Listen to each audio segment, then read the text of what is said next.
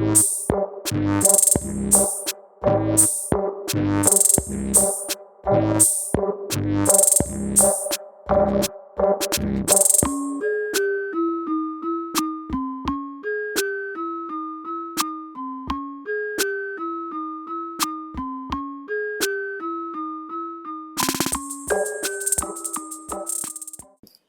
and welcome to another episode of the Terry McGriff Show, man. Happy to be here. This is post Memorial Day weekends.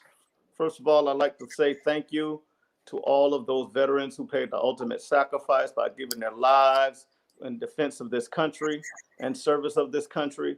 Also like to give a loud shout out to all the men and women right now serving in the armed forces, and definitely people like myself, all the veterans who previously served.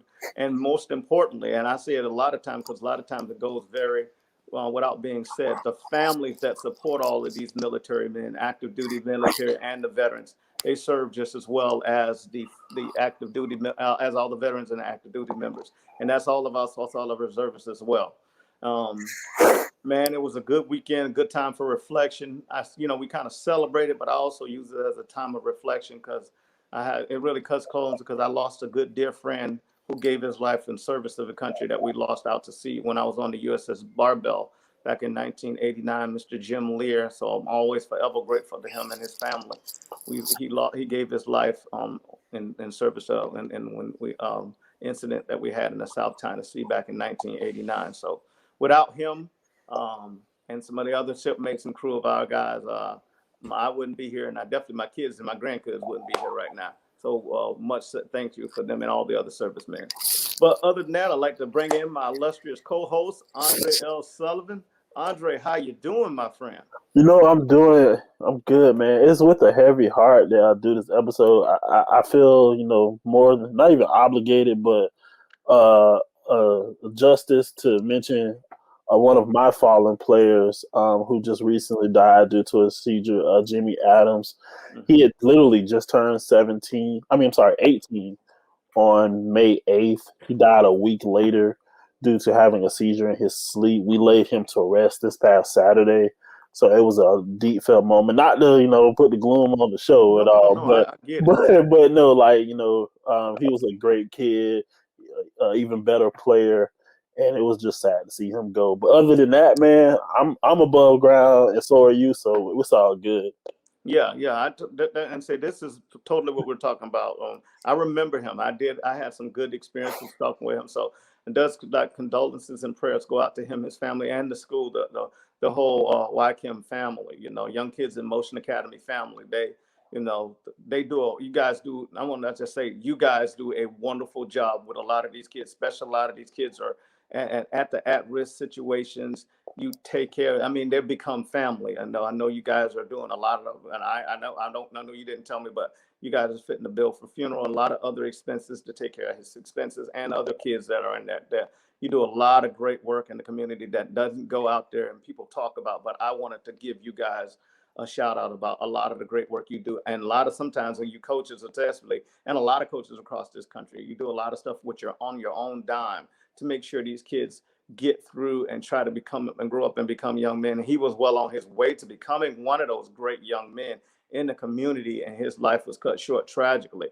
I mean, and it wasn't, he was out doing anything. He was at home, right, and passed away. Do I mind if I tell it, or I'll let you tell what happened if you feel like it? No, I mean, he had a seizure in his sleep. All of those information has been released to the public. Nothing to hide about that fact. But no, man, just condolences to his personal family, and like you said, to our coaching staff and school as a whole. Yeah, so no problem. Let's try to go on with a little bit happier day with this show. This is our Memorial Day kind of type show. We're going to talk about some memorable things today. But before we get started, I'd like to talk about and ask you guys, if you enjoy our content, please hit that like button, hit subscribe if you really enjoy with this, and then our partners, just go ahead and partners to watch Game Film, also SheCar, Team Sportswear Direct, the Women's Tackle Football League, the DEMP Project, and the Laces Out Foundation. We want to just say thank you for all of those guys for being supportive of us. Also, I want to just tell you, you know, we're going to probably do some things in the upcoming shows to maybe give some things to some of the people who've been loyal fans to us. I just want to let you guys know about that. But let's get into this. Let's get into this show. Let's start with these topics. We're going to go most memorable. So I like to talk about first the 5 most memorable games that you've ever witnessed, whether on TV or live, especially you yourself. And they don't necessarily have to be football related, but the 5 most memorable games, and we'll go about that. The next thing, the 5 most memorable players that you want to talk about, players or athletes. Secondly, the 5 most memorable performances that you've ever had, witnessed, TV, whatever. And number 4, we want to talk about the 5 most memorable teams that you know. I like to talk about some dynasties, but it could be a team that were a flash in the pans that would just made an impact on you personally, as in media and in sports. Okay, so let's get started. Let's start with the 5 most memorable games, and I'm gonna let you go first on this. You know you got the media guy. I'm gonna let you talk because I'm waiting because you said you got something, so I'm waiting. I'm a little bit older than you, so I want to hear what you got to say. You know, I'm glad you mentioned that because I want people to know I'm just 30 people. My birthday is like in 22 days, but like, hey, don't come for me in the comments. But nah, I'm gonna go back in time before both of us were born. Okay. 1947, April 15th. Yeah, that's when Jackie Robinson put on that uniform, his first major league game. And it's one of the most memorable games, not for Jackie Robinson's performance, it's just for honestly him being there and what that did for sports if you were a person of color. And that date, that game doesn't get enough credit or talked about as much as it should. Mm-hmm. So, and then, okay, number 4, the 06 Rose Bowl game. Ooh. Yeah. Good one. Good one. Yeah. Not on my list, but that's a good one. Yeah. USC fell to the then and now forever known Texas Longhorn Vince Young and company. Man, listen, I was rooting for USC like anybody would have done in the early 2000s in that game. And if you didn't know who Vince Young was before that game, you would never forget him afterwards. And Vince Young is that guy. He just, I don't even know how to explain it. You know, he just had one of those games where it made you realize football more than any other sport is just you play to win the game that day. That's it. You play to win that day's game. Oh yes, my friend. Keep going. Keep going. No. I'm just saying, like, football is one of those sports that bump your predictions because that USC team was crazy, and so that's just what it was. But okay, I'll keep going. My number 3, FSU beats Auburn to win the last BCS national championship. That's a little biased, but I get it. I don't care. Yeah, listen. Herm Edwards said you play to win the game. That's right. FSU lost that game. That was supposed to be done in the second quarter, and pulling victories out of the jaws of defeat. In the famous word of Jameis Winston, if you're gonna do it big, you gotta do it big. You feel me? Like it was just a beautiful. Yes, I'm biased. I'm an FSU Seminole fan, but the game itself was literally one of I specifically remember it because my whole family were FSU fans. My stepfather was watching the game in the living room, and he turned it off. Turn it off at halftime. I get it. And he heard us yelling third quarter, especially when that kick return was on the way back. But sorry. Yeah. All right, I'm taking us back to 2007. See if y'all remember this, where Ray Allen shot a 3 to bring down the Spurs, and the Heat progressed on eventually to win an NBA championship. And that game in particular was important to me because one, both of those teams were stacked. Mm-hmm. Obviously, everybody remembers the Heat and what they were doing down there in Miami with LeBron, Dwayne Wade, and Bosh, and then getting Ray Allen. But the Spurs team, they were no slouches, people. I don't know if y'all just choose to ignore that fact in history, but that was no slouch team. And a lot of what was more memorable about that game, and in particular that play, was that LeBron missed a three right before that. That highlight doesn't get played as much. And if you watch the highlight, he was literally, as great leaders do, get me the ball, let me get another shot. And Ray Allen goes to the baseline, shoots another three, and swish. So that play lives in infamy for me. And one, again, this one is biased, and I'm be honest, this is probably the most biased. But seeing David Garrard pump fake Troy Polamalu and run up the field to end the Steelers season in a wild card game probably was one of the most beautiful sights that I've ever seen. Because I don't know what it is. You know, first of all, the Steelers and the Jaguars overall record is Jaguars 14, Steelers 13. A lot of people don't know that. But the Steelers and the Jaguars in the playoffs, those games get epic. And you know, I guess it goes back to the old AFC Central division that they had years ago. But those games get epic, and that one in and of itself just was amazing. So, yeah, that's my list for most memorable games, man. Okay. Well, I'm going to try to stay in the memory of your age, Raymond, as much as possible. I'm going to go back a little bit. But the first one, I'm going to start with the NBA. And I'm going to start talk about the game, the elimination game where the Chicago Bulls finally got over the hump of beating the bad boy Detroit Pistons. Oh, that was the game where, you know, Scotty and all of them, they finally got it, and they got it together. Michael Jordan had a team that could physically, they were in the weight room. They finally got it where they can finally take down their nemesis, the bad boy Detroit Pistons, to the point that Isaiah and all of them just walked off the court. They didn't want to shake hands. They didn't want to be good sportsmanship. They like, well, guess what? We're going to be sore losers on this. Yeah, we've been kicking y'all butt, but finally y'all decide y'all got together and y'all kick our butt. We're going to truly be the bad boys and just be bad sportsmen too and walk off the court. And they said that was the end of that dynasty. And I remember that because, you know, I did like the bad boys because I did like the physical play. I did like defense. But I think that Chicago Bulls became men in basketball. They earned their way.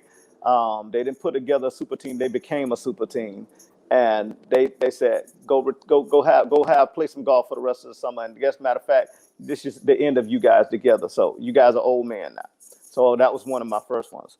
The second game that I want to talk about was, and I know you're not gonna like this, was the first wide right game with Miami and Florida State. Just one in the heart. Yeah, but you're talking about epic college football games, and usually that game between Florida State and Miami was depending on that usually determined who was going to be playing for the national title, especially coming out east. The first one, and I kind of felt for Bobby on that one, you know, because I think he had everything that he needed to have. He had the team. It's just. That was if anything, that was just shoot yourself in the foot game. You know what I mean? If you take about one less mistake outside of the kick, if you would have got a couple of yards closer, that kick wouldn't have mattered. You know, and you know it was just heartbreaking for Florida State, and that was the beginning of the end of a dynasty of. Could you imagine where that team would have been without those games if they would have just been able to find ways to pull out those games? So. That was game number 2 for me. Another one. The next game was not necessarily a game. It was the Ali Frazier trilogy. Good one.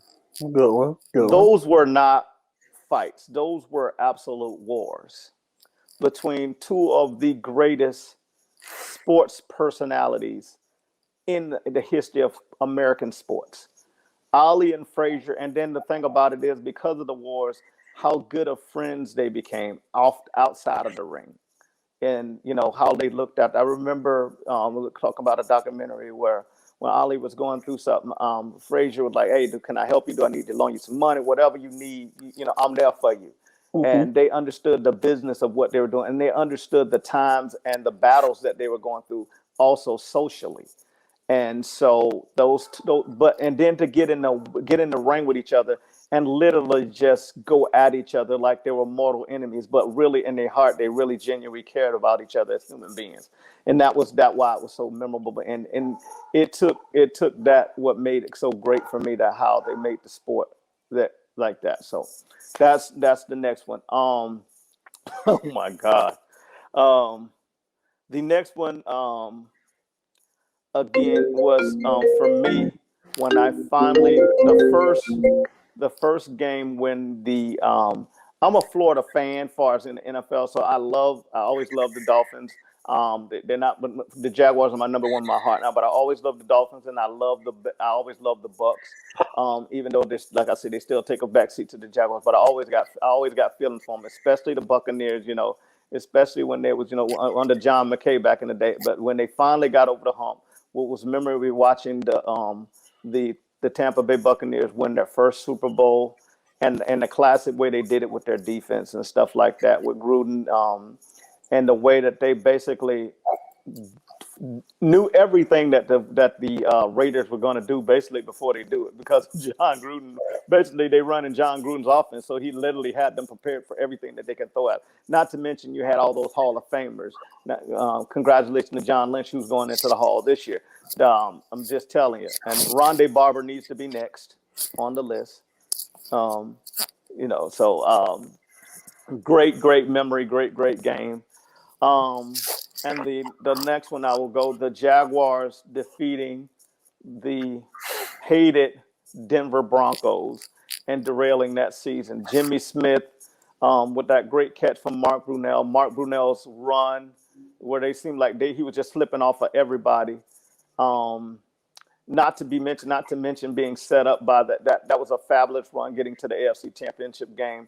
Not to be mentioned, what Natron Means did at the time with that running game for them when they got past Buffalo. But actually, what put them on the map that year was beating the unbeatable so-called Denver Broncos, when Denver basically the reporter disrespected them, calling us the Jaguars and all that stuff. And they went in there and they said, "Okay, we're just gonna come into your house and show you what happens when you disrespect somebody by not knowing not knowing about them and not doing good." I'm gonna just say it, not doing good journalism and being disrespectful as a journalist. And you cause your boys to go home disrespected that game. And I think that's my 5. So let's go on to the next topic. Let's talk about some of our top 5 memorable players, no matter what sport. I'll let you roll with that again. All right, first off, sorry to people at home. I love football, so all 5 of mine are football. Yeah, not even going to apologize for real. But yeah, the first one,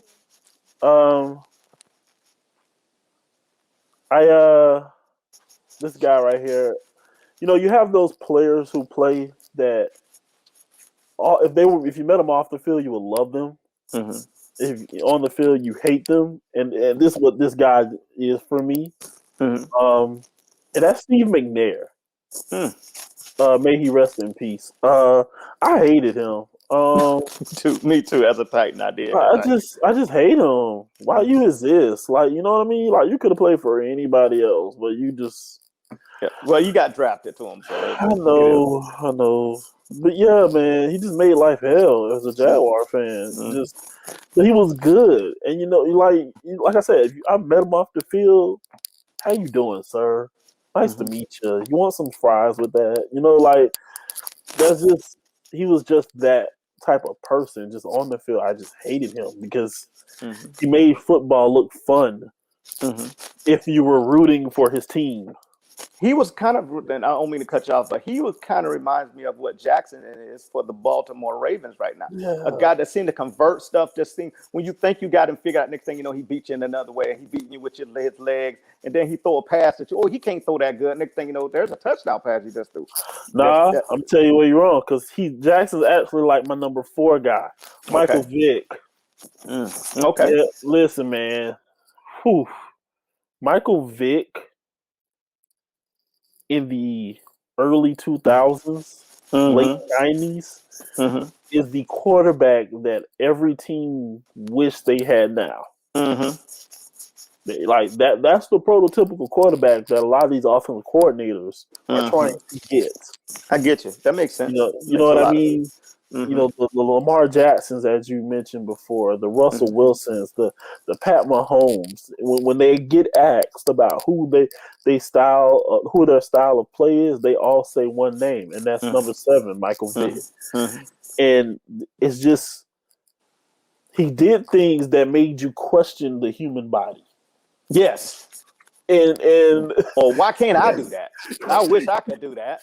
Like he made you feel bad for being fat. Like that's just how it real. I'm just keeping honest with you, bro. Oh, you got me sitting up in my chair for that one. Like he just, it was a flash, and like you said, okay, you want to press? I'm gonna just take off on you. You want to go man to man? I'm gonna take off. Oh, you think I can't throw? Watch this left hand thrower just chop you up, and that's just who he was. And the next one, you know, my next one, of course, this is biased, and I personally think the man should be in the Hall of Fame. I know who you already talking. You just stole my list. One of my people. But he was a running back right here in Jacksonville, Florida. I know who you're talking about. And that's none other than Fred Taylor, man. I know. Listen, man. You stole my thunder. Listen, Fred Taylor was that guy, and he's just now getting vocal about how he feels about it, because, you know, he's on his podcast, I Am Athlete, which is a beautiful podcast. If you guys haven't checked it out on YouTube, you definitely should check it out after you get done watching our entire show. But yeah, like your favorite linebacker, he did him. Like your favorite DB, he ran him over. Or outran him. Right. Your favorite lineman, he juked him because you weren't getting him. Like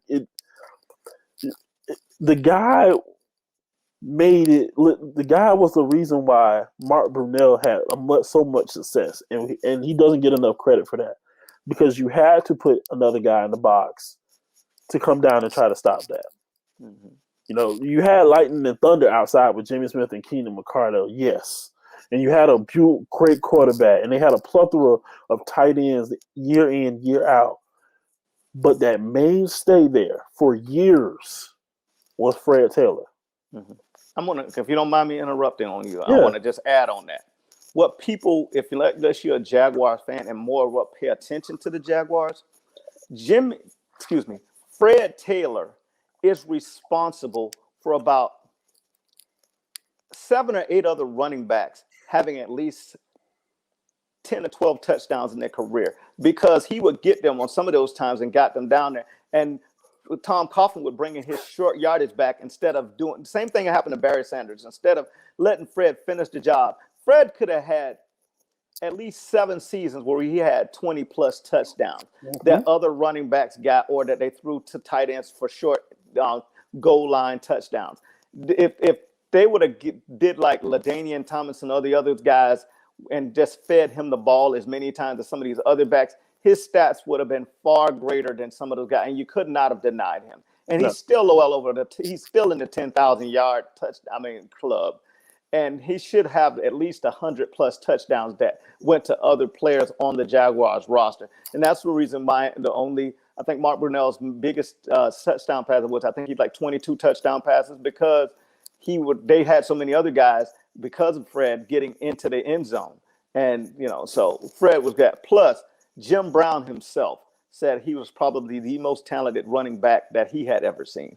And that man literally had it all and could do it all. And if he would have played for Dallas, he'd be a first ballot Hall of Famer already. If he played for the Patriots earlier, or any of these other Pittsburgh, he'd be a first ballot. to me, and I don't care if you say it, and I'm not saying it because he's a Gator, and I'm not saying it because he was the most exciting running back, including Barry Sanders, that my eyes, and I've been watching football for over 40 years. He is the most exciting running back that I've ever seen play. And you can put any, the guy would not only run you over and then leave everybody, not just you running with him trying to check. When he left, he shut it down so many times at the 5 or 10 yard line because they knew he couldn't catch you, that it was ridiculous. And then if he got out there, everybody already know it was over. You not catching him. I don't care if you was Darryl Green, whoever, and he didn't play in Darryl. Nobody was ever running Fred Taylor down. Period. No. He was by far the most talented, the most exciting running back I've ever seen in the history of the National Football League. And you can put it on. I don't care who want to talk about it. I don't care what player. I don't care what your accolades is, whatever media credentials. Nobody, in my eyes, was a better running back than Fred Taylor. And I'll leave it at that. So, yeah, I don't know nothing to say about my dog. But, yeah, I go next. My next person, you had alluded to it earlier. He is now going to the Hall of Fame. And that's John Lynch. Listen, people. I need everybody to just put their real good listening ears on. The Tampa 2 cover 2 defense. Yes, they had Warren Sapp. Yes, they had Derrick Brooks. Yes, they had Barber. And all the other, Simeon Rice. Rice. Yes, they had all these other guys. But it worked. It worked because they had John Lynch on the field. And he's just now getting the credit that he deserves. And that's just because he had so many Hall of Famers around him. Like, it worked because he was on the field. They were scared to go up top. Because he was putting people out of games, not ending plays or causing incompletions. He was putting people out of games, and there was only one other safety that was doing that, or a couple other safeties that was doing that at the time, a la Ronnie Lott, Donovan Darius, but it was John Lynch. Dawkins was in that one too. I have to give you Dawkins. I'm sorry, definitely Brian Dawkins, but it was John Lynch that made that happen because you couldn't run that cover 2 without some safeties back there, and they could go single high in a cover 2 because he was there, and he would come down and play that rover position, and you still were not getting up. Come down and play that run too. Right, and smack you. Like, I dare you to run up the seam on John Lynch. And throw that ball. You just go ahead and just say this person's going to be on IR. You might not be there. You might not be there next week. You know what I mean? But I'll get to my number one player. And this again, like Steve went there. I've had many days where I've hated this man. Just because he just ensured that we had a lot of bad days. He too will be going to the Hall of Fame this year. He ended his career with a Super Bowl, and that right there should tell you enough. But that's none other than Peyton Manning. Listen, the only reason he would have all the hard work. The only reason he doesn't have a Heisman is because the year that he was, really up there for a Heisman, there's a guy named Charles Woodson who would run a touchdown back every week. So I'm sorry, that's the only reason he didn't get a Heisman. But every other award that there is to get, he got. That's including a Super Bowl MVP and Lombardi Trophy. And the thing that, now me getting into coaching, that I tell my players, great practices are great. Conditioning, working out is even better. But what you do on a whiteboard can push all of that to the side. And Peyton Manning up here on the whiteboard is unmatched. unmatched. He was never the strongest. He was never the fastest. But you could not outthink him. Mm-hmm. And if you were a defensive coordinator or a might linebacker, you didn't sleep much the day before you played him because you knew you had to try to outthink Peyton Yep. Manning. Yep. And that's a scary thought. And Mm-hmm. you know, there are very few, and this is not putting down a lot of the QBs in the NFL now or in the past, but there are very few QBs in the history of NFL, period, who did as much thinking on the field Peyton Manning. as Peyton Manning did. Mm-hmm. And he's the one person, and I literally can't think of any other player, but he's the one player. If the coach died on the way to the game, You'd be all right. The OC had a heart attack, in warm-ups. The quarterback coach just so happened to leave because he had a baby. Your team's still good. Mm-hmm. Yeah, you got a coach on the field, literally. Literally. And that's a scary thought. Mm-hmm. And it's too not bad. only That's why God didn't allow him to have the feet to be able to run too, because it wouldn't even been fair. Like, It wouldn't could have you been imagine that? if he had Michael Vick type talent, or half of Michael Vick's speed talent. They might have went undefeated all those games. Peyton Manning has 3 rushing touchdowns in his total career. Mm-hmm. Mm-hmm. Listen, y'all, like, I get it. we make fun of him about the whole Omaha calls and Or everything. not beating Florida. Not being able to beat Florida, but the guy is a walking legend. Listen, if he ever decides to get in coaching, I'm scared. Yeah. I'm going to fire Urban Meyer and bring him on right then. You at least come be quarterback coach for a couple of years, then we'll turn it over to you in case Urban Meyer gets sick. Oh my God! Mm-hmm. But yeah, man, that's my list. Okay. Ooh, so let me go. I'm gonna go a little bit old, and then I might work my way back old school. Start young. And fortunately for all you fans, you can see him play. One of my most memorable players right now is putting in work right now. And for me, I feel blessed and privileged have seen this guy's entire career from middle school up. I tried to recruit him to come play for the high school that I was at the time. And I'm going to even leave that alone because my coach made a bad decision, and it's changed the fortunes of that school, Providence. But this young man is the man in football when it comes to running the football. Mr. Derrick Henry from the pride of Yulee High School, the pride of Yulee, Florida, the pride of North Florida. And how people have been saying since that this young man can't play running back because he's tall. I don't know what you watch. I don't know what kind of scouting skills you supposedly have or coaching skills. Why you tell a man when he averages almost 9 yards a carry in high school that he's not a running back? Says who? What common sense you thought you was using because you looked at his body instead of his performance and you tell me he can't play running back? Yeah, dude, you may not be able to be a coach or you may not be a scout because your common sense wasn't jiving. And everywhere he's been, he's done nothing but put up numbers. The only people ever slowed Derrick Henry down has been the Tennessee Titans because they were too stupid to play him in his first 2 years. And all the people, including the Jaguars, that did not think this man was worthy of a first-round pick, back at you.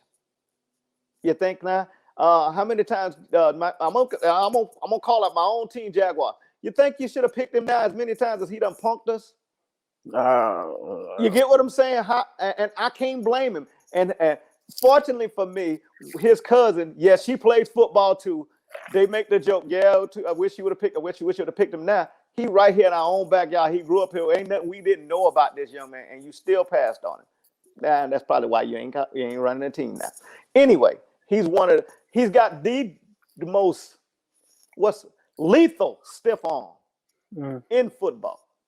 You got linebackers that make business decisions about where they want to come up and tackle this man once he get gone. And he's got the skill set to leave everybody. So that's one of my newest, most memorable players. And in the last 5 years, you go on NFL Network right now, and if there's a highlight on, it's probably Derrick Henry's highlight.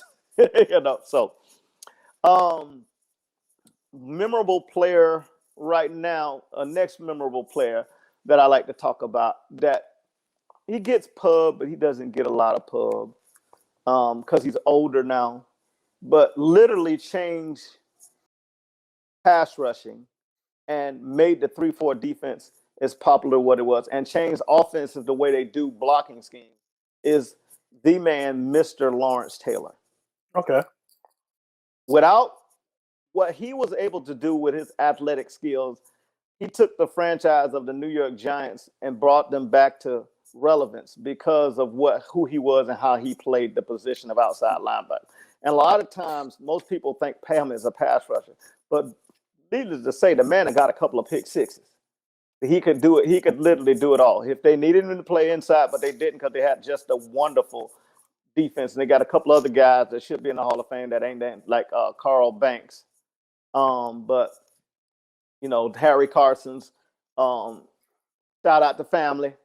Curtis McGriff, a couple of other people out there in the NFL. I mean, on that defense, they literally put that team on their back, even though they had some pretty good offensive players. But because of Lawrence Taylor and he changed the fortunes of the Giants franchise. And enough said about that. That's why he's in the Hall of Fame. And probably he is the greatest, at least greatest outside linebacker. I think he's one of the best linebackers, period. But he is definitely the best outside linebacker that I've ever laid eyes on. Let's go to another memorable player. And I'm going to call him memorable because that's when I was really in love with baseball. And he was one of my favorite players to watch. His name and a lot of people don't know him but I'll tell you, look him up on YouTube, and he had the most awkward batting style, and that was Mr. Rod Carew, one of the hit champions of all time. And like I said, I'm going back a little bit in the time. I'm going a little bit of sport, but for those who watched it, it will do yourself a favor and watch some highlights of Mr. Rod Carew. You don't hear his name called, but his unorthodox style, the way he held his bat, the way he hit the ball, he could hold a clinic on how to go in the strike, get pitchers to use pitches up, and then make it hard for pitchers. I don't speak a lot of them. I just want to tell a lot of people go look up Mr. Rod Carew, a very unheralded player. I think I think he is in the Baseball Hall of Fame, but get a chance to go look him up. And I just wanted to go there. Let's go another. We're gonna go back. We'll jump back into football, and then I go to my last one, be a non-football person. Um, you took Fred, so I'm gonna go. Another thing you're gonna have to go YouTubing, Mr. Jim Brown. You got YouTube that. Yeah, Jim Brown was Derrick Henry before Derrick Henry. You know how they say this guy could have played any position on the field, and he was bigger than the guys blocking for him, and he was bigger than the guys trying to defend it. And what he did for social justice, what he did in his post football career, acting. One of the first people to have interracial scenes in acting, where a black man with a white woman, and it was accepted. And what he's still doing socially, what he's still doing mentoring the younger generations, you can't do nothing but go back and tip your cap to this man. And just like when the great Muhammad Ali passed away, a lot of people around the world mourned. I think that's going to happen. When I hope that day doesn't come anytime soon, but when the great Jim Brown does decide to go to heaven, the great people, that's the outpouring of love and memories for that. So I'm giving him his flowers and roses now before he leaves this planet. But the great Jim Brown. God, I only just one of the things that kind of pissed me off because of the time he went through and the way he held himself. How many Heisman? That man should have probably had 2, if not 3 Heisman trophies. He was nobody better in football, whether he was college or pro, but because of the social times, he didn't get the Heisman Trophy. He was clearly a great player in Pop Warner, and also what he did on the lacrosse field. You get what I'm saying? The great Jim Brown, and he got his due for a lot of stuff, but he really doesn't get his due as a humanitarian as well as an athlete. What he's done off the field as Jenny has been as memorable to me as what he's done on the field. The great, once again, the great Jim Brown, football player, humanitarian, social activist, male role model. There's so many accolades that this man deserved. The great Jim Brown. Um, and lastly, a player that I like for people to see. I had a lot of respect for him, and I think him and Magic Johnson together. I'm just going to put Larry Bird and Magic Johnson together because Larry Bird, Magic Johnson, literally, in my opinion, saved the NBA. Because before they came out, I remember the NBA was on CBS Sports at 11:30 at night. It was tape delayed. You know, when they came by, they had the great game, Indiana State and Michigan State national championship, and then they came and they literally, and there were some great players. Don't get me wrong, there's a lot of great players in the NBA at that time, but because of their presence and the marketing of the Lord, I can't think of the great commissioner at the time. He's gone away from us at the time of NBA. The way they marketed them and the play that they came instantly. I remember when Magic Johnson came in, took the Lakers to the championship, played 5 different positions that series, and then the great epic battles between the Boston Celtics and the LA Lakers, East Coast, West Coast, North, South, Northeast, South, the Western Pacific, Southwest, Pacific Southwest, all at the coast, West Coast. They literally saved the NBA. They literally put the NBA back into the populace of the public. Now I think the NBA has actually surpassed Major League Baseball as the number 2 sport behind the NFL. And I couldn't say one, in my opinion, without the other because they both literally, and I credit them, in my own personal opinion, for saving the NBA and putting the NBA on the trajectory where it's at now. And that'll be my memorable players. All right. What do you think about that? Sounds good to me. Okay. Let's go. 5 most memorable performances, and I'll start this one off so we can kind of keep our time down. Um, the best one of the I'll go back since you took my thunder with him. One of the best individual performances I ever seen was the 1999 AFC Divisional Round playoffs with Fred Taylor. The highlights just from Fred Taylor in that game could have been a highlight for some player's individual career. Yeah. And now I'm not even going to mention the 90-yard run that he had for a touchdown. I'm going to mention the screen pass that he caught. I think it was a 45-yard screen pass where he made everybody on that defense look like they were in the 6th grade. And I remember, Lord have mercy, what's the commentator name at the time? Great ex-Georgia Bulldog quarterback. He said, I can't, how can you say what he just did? You can't play-by-play that. You can't color commentate that. You can't tell somebody what I just saw. I always remember him saying that. It was like he swatted one kid out of the way. Not jumped over, just high stepped him like, son, get out of the way. Swatted another guy out of the way, juked another guy, and then just high stepped his way into the end zone and made everybody on the Miami Dolphins defense look like they were in Pop Warner. And that was just one of her highlights that he had that game. And I don't even think he played in the 4th quarter in that game, where it was a 62-7 victory that the Jaguars had. And that was one of the great performances that I've seen. I've seen a lot of great football performances, but not just what he did, but the style and the sheer dominance, the way he made everybody on the opposing team look. The great Fred Taylor performance against the Miami Dolphins in the divisional round of the 1999 playoffs. That's one. Another great performance. I think the near perfect 3-point shooting game that Lord have mercy, I just totally blank. Golden State Warriors. Lord have mercy. Please help remind me. Steph Curry. Steph Curry. I think that was against the Oklahoma Oklahoma City. I think he went like 18 for 18 3-point shooting. I think he had like 56 points and just was literally lights out. I remember one of them, I think he shot it almost three quarter and it went in like he was shooting a free throw.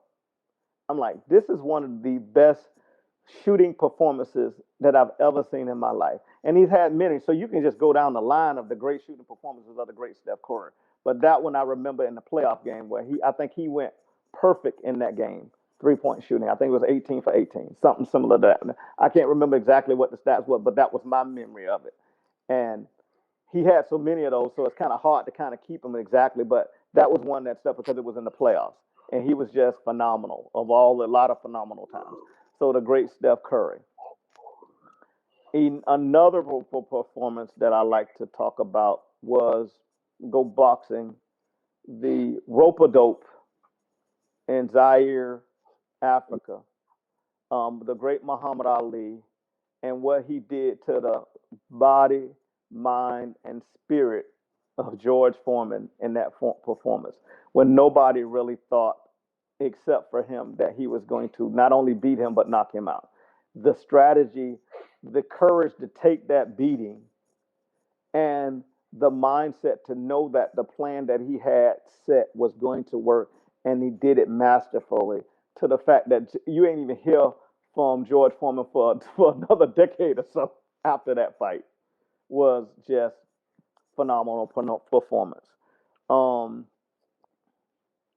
the other performance I gave was non-football related. I remember the coming out party of Michael Jordan when they before he really got over the hump was the 63-point performance against the Boston Celtics in the playoffs. I think it was the first or second round of the playoffs against the Boston Celtics, where he clearly let the world on notice then that he was the greatest basketball player on the planet that game.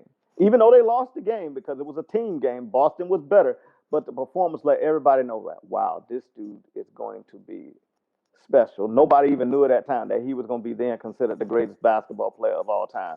But that one. And I think last but not least, whew, the who was it? Pat Mahomes. I think it was he threw for like 500 yards in his first year starting, and 6 touchdowns. His coming out party, and I think that was against the Oakland Raiders. Letting everybody know, yeah, the Chiefs made a good decision sending Alex Smith on to the Washington football team, whether it was the Washington Redskins at the time, but the Washington football team, that we got our franchise player, and we duped the entire NFL because y'all didn't see what we saw. That's why we came up and traded them. And that's what we saw the gunslinger of the future, and one of the greatest performances I've seen, and he's still doing it right now. All right, your turn. All right. Well, I'm gonna go way back in time. Okay. Just because he's a frat brother. Shout out to the brothers with Alpha Phi Fraternity Incorporated. Okay. But 1936 Olympics. Ooh. Yeah. I know you go. Jesse Owens, man, 4 gold medals in track and field. Like, wasn't no black people running, at least, next to At that white level. people at the time, you know what I mean? No offense to them, but Yep, you're right. Embarrassed the master race. Adolf Hitler. right. You feel me? So yeah, it Mm-hmm. was an amazing look to Mm-hmm. see this dark skinned man from a white school in a white dominated era Mm-hmm. doing a white sport. Mm-hmm. So I mean, it was just an amazing. But next, I'm gonna stay with Olympics here for hope no one hasn't left people's memory. But in 2008, there was a man who we thought was a fish for real. Yes, I know you're talking about. And so, Michael Phelps Mm-hmm. breaking that gold medal record. Like, Much respect, dude. Yep. I still don't know how to swim like that. You know what I'm saying? I know how to, do. I can't tread water, so he ain't got no words about me breaking it no time soon. I got to teach you. But that Michael Phelps made America like it does with a lot of Olympics, but he really made America like stand still and like pay attention Mm-hmm. Even if you weren't into like Olympic sports, you knew who Michael Phelps was. Mm-hmm. Next on my list, before he was a Super Bowl winning coordinator, Mm. before he was the starting quarterback for the Jacksonville Jaguars, Byron Leftwich played one of the most inspired games of football in college. At Marshall, I remember that. And I think, honestly, no offense to him and his skill level at the time, but that was one of the things that got him drafted. Yes. Like, you mean to tell me your ankle's broken and you're not coming off the field at quarterback? So, yeah, you're going to get your lineman to just carry you down the field every time we get a first down. Like, nah, like you can't beat that. Those are stories right there. You can't beat that. You know what I mean? But I'm gonna try because number two, LeBron finally getting a championship in Cleveland. You listen, man. I'm a LeBron fan. I love watching that man play. Everybody loves to hate on him, honestly, just for him being him. But him coming back to Cleveland and getting a championship for a team who probably didn't deserve it, and an owner who definitely didn't. Yeah. That just says something to who the man that LeBron was and the team that he aspired to do it. You know what I mean? So shout out to that team. And then lastly, this got a movie made out of it. Yeah. I'm going back to the Olympics here. Yeah, I'm going to 1980 Winter Olympics in Lake Placid, New York. The Miracle on Ice, man. Do you believe in miracles? Yes. Yeah, that like first of all, if you know anything about hockey, you would have thought it was invented in Russia. Just they play hockey like we play football in the street here. You know what I mean? So, and at the time, that Russian team was not only most of their players were in the NHL, but they ran the NHL. And that team that got put together with a bunch of college players literally is what transformed the United States Olympics Committee. Because they really stopped caring, for a long time, stopped caring about pro athletes. Like, screw y'all. Y'all don't want to play? All right. It's a bunch of 18, 19, 20, 21, 22-year-olds who will give it their all. So, yeah, man, that's my list. Okay. Wonderful. Let's jump right into our last topic. The 5 most memorable teams. And I'll start this one off. I'm going to start off with one of my, when I was a kid that was pre-Jaguars. I was a little bit of kid. I wasn't there to really witness it live, but just going back and checking it out, was the 1972 Dolphins, the NFL's only undefeated, untied team in NFL history to go through the entire season and win a Super Bowl and not lose a game. And as of right now, all those surviving members every year have a toast and celebrate when the last team wins. Now, it got close for them. I want to say it was a 2005, 2007 season when that great Patriot team went 18-1. Thank you, New York Giants, and Michael Strahan, keeping that. And I'm pretty sure they probably sent Michael Strahan and Eli Manning and David Tyree especially for making that helmet catch. They sent them a nice little gift probably that summer, that following summer. I'm sure they got something for that because they was really thinking that they were going to get their record tied there on the matter of fact beaten because they would have won. They would have been 19-0, so they would have had an even better, more spectacular season. So the 72 Dolphins. Another great team that I like that I always remember. Yeah, I'm gonna say it. Yep. My 1996 Florida Gators finally getting over the hump, beating your boys. I'm sorry about that, but that 52-20 finally Spurrier. You got smart. You listened to your coaches. You went into the shotgun, and you saw the difference between your team. That you can finally get that great Florida State team and beat them because they whooped you behind the game. They nearly put Mr. Werfel out the game. The other bookends. What was the two guys, the two ends? You could tell me the two defensive ends just wreaking havoc. And Steve Spurrier finally said, "Okay, we're gonna give him an extra half second that what he needed by getting him in the shotgun," and that was the difference in the game. So the '96 Florida Gators, national champion '96, Steve Spurrier Florida Gators. Now the other one team that I find very very memorable was the that first championship with the well, I think it's the only championship. The Houston, excuse me, not my bad. San Antonio Spurs had when you had David Robinson and Tim No, Duncan. that's not the only championship. No, no, no, you're right. That's not the only championship. That was the first one, the first Yeah, championship. that was first pops. Yeah, So. yeah. Though that Twin Towers, I was thinking when I said Twin Towers, thinking of Houston Rockets. That's why I kind of got off.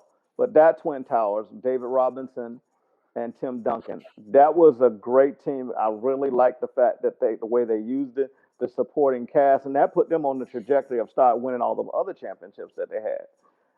That was a memorable team. The fact that they really put, before we start having everybody with these 3-point shots and all that stuff, they really had traditional offense, moving the ball, getting the,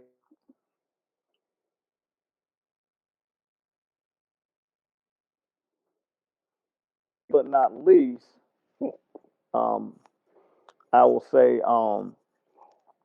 I think probably, if not the most dominant team that I've seen, especially defensively, the '85 Bears. They had the most charisma of any team that I can remember. A lot of characters, a lot of fun around a team that won mainly with defense, where you was actually what really made it fun to watch a defensive play. That started the trend. The '85 Bears, then the '86 Giants defense, and then you start watching these.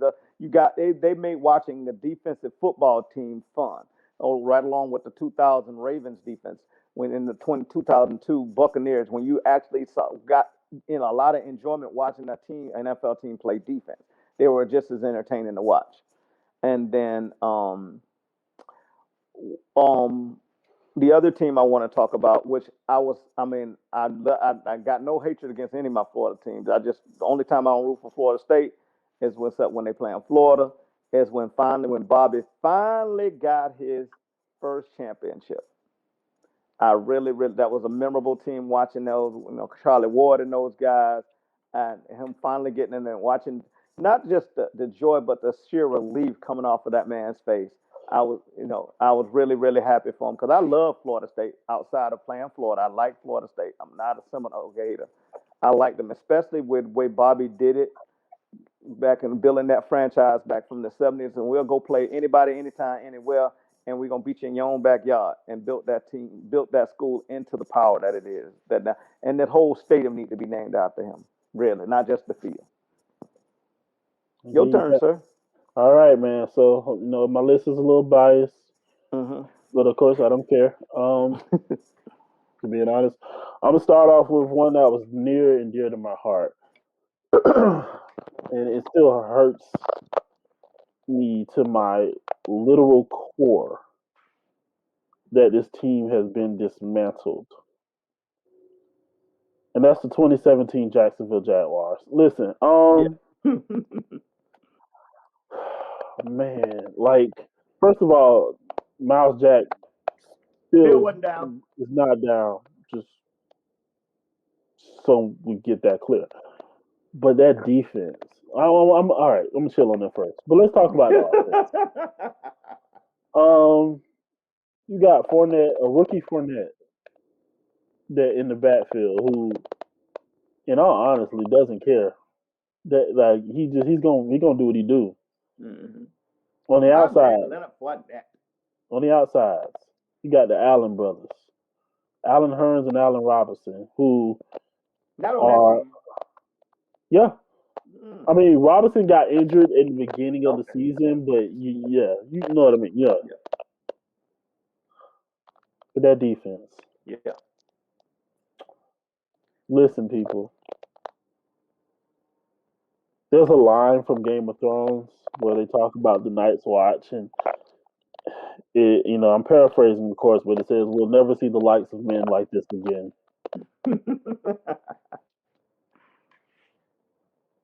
When you have some players like Calais Campbell, Yannick Ngakwe,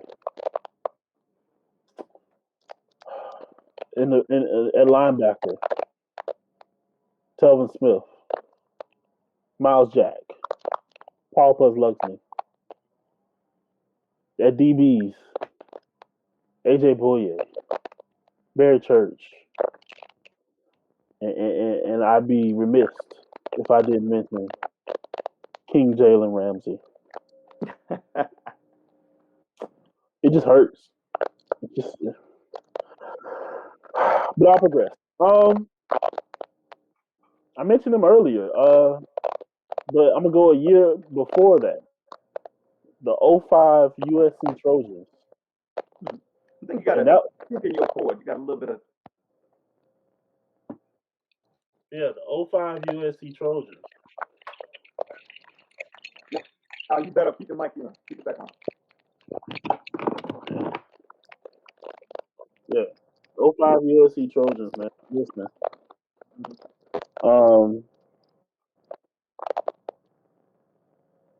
Wow. Yeah, you're right. Like, Well, that was a phenomenal thing. Phenomenal. I'm proud. I'm sad that I didn't mention myself. Phenomenal thing. You're right. it's Linda wild. White, Reggie Just Bush, wow. Just wow. Matt Leinart. Just Go wow. down. Yeah. It was an NFL player in every position on that team. Yeah. Just gonna throw that out. Yeah. I'm gonna catch a lot of backlash for mentioning them, and I'm surprised you didn't mention them. To be honest with you, because I hate this team. Probably why I mentioned. I hate this team. I hate this team. Don't tell me the 99 Titans. No. I'm talking about the 2008 University of Florida Gators. Oh, okay, yeah. Yeah, I want to shoot every last one of them. They'd probably do it before I would, but that's not the point. The point that I'm making is it was a good team, and if you think about who all was in that locker room at that time, like Tim Tebow, Percy Harvin, Aaron Hernandez. Then you think about who was backup, like Cam Newton, like, all right. Yeah, Anyways, that was a pro team. Yeah, that was a pro team. Yeah. Y'all probably paid for them too. But anyways, the 2013 Miami Heat. I mentioned them before. Yeah. Ooh. Yeah. Honestly, that wasn't the beginning of the super team. People like to put it on them. Yeah, I mean, were they free agency super their team, not being traded, No. That belonged to the Boston Celtics. They just don't want to take credit for it. What's his name? The guy came over the court. Yeah, no, that belonged to Kevin Garnett and Paul Pierce and them boys. Yeah, but no, that 2013 Miami Heat team, yo, yes, Lord, it was a highlight show every game. And last but certainly not least, you kind of mentioned them before, but you did it in a negative remark. But I'm going to mention them in a positive light. The 2007 New England Patriots. If it had not been for Tom Coughlin, Little Matt, Eli Manning, and David Tyree, yeah, they would have the best record of all time. And I don't understand how that season went with the amount of personalities that they collected in one room. But it was amazing. And that's my list. Wow. Okay. Well, dang, man, we got a nice, amazing show out of this right here, man. I appreciate this. This was fun. A great way to show respect to our servicemen and women, especially those who pay the ultimate sacrifice and give of their lives and service to this country. Once again, for me personally, I like to mention the name of one of my shipmates, James Lear, who passed away in service to his country. Um, whew, what a say. Thank you for all those people. Thank you for the families. Great fun show. Once again, guys, if you like the content of this show, please hit that like button. Please hit the subscribe button. Once again, like this, and patronize our sponsors. Team Sportswear Direct, Watch Game Film, She-Car, Women's Tackle Football League, the Laces Out Foundation, the DIMP Project. Man, there's a lot of great things out there for you to do it. Man, it was just a lot of fun. I'd like to thank again our producer, Granville Moody Fowler, All Sports High, you, my friend, Andre L. Sullivan, doing your thing. I Heart Studios. Some days you ain't over that day, and you look like you're relaxing at the house. So, but until next week, everybody be out there, be thankful, be safe. Let's get on the other side of this COVID. Go sit and go get your season tickets or whatever you like this year. And until next week, I'll see you right back here on the Terry McGriff Show. Y'all be blessed.